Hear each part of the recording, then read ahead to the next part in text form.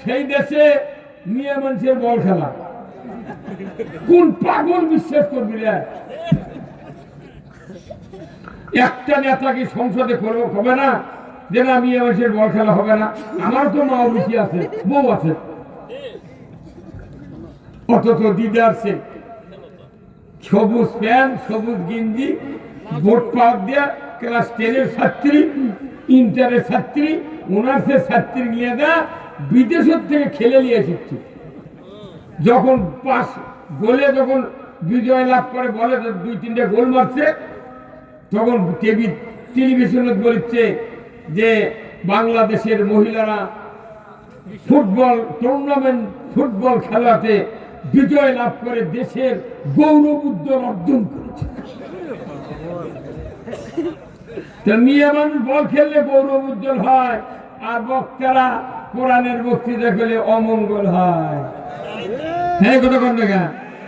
এইবার আবার কেউ উভয় তুলিছে যে হুজুর দৈনিক ফোন করে, হুজুর যে জানুয়ারি 22 তারিখের পর সভা বন্ধ হবে, আবার কয়েক ফেব্রুয়ারি বন্ধ হবে, তোরা তো মাথার চিন্তা গেল।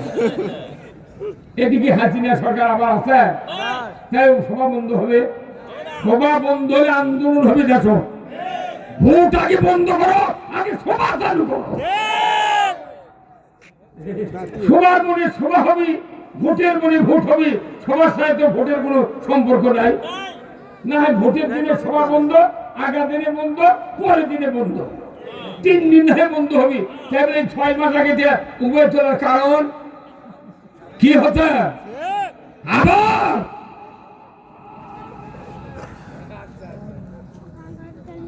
আজকে বাংলাদেশে এমন পরিবেশ সৃষ্টি হয়ে গেছে, একটা চৌকিদারও যদি একটা রিমার্ক ছড়ায় জনগণ ওটাই বিশ্বাস করে। অথচ আল্লাহ কোরআন বলছে যে এই পৃথিবীতে শান্তির একমাত্র পথ কোরআনের পথ, মুক্তির একমাত্র পথ কোরআনের পথ। কার কথা? সেই কোরআন বাদ দিয়া দাদা নানা ভাবি চাচি সবার আইন মানিচ্ছে, আর মসজিদের যা টুপি মাথায় দিয়ে বলছে আল্লাহু আকবার। লাভ হবে না।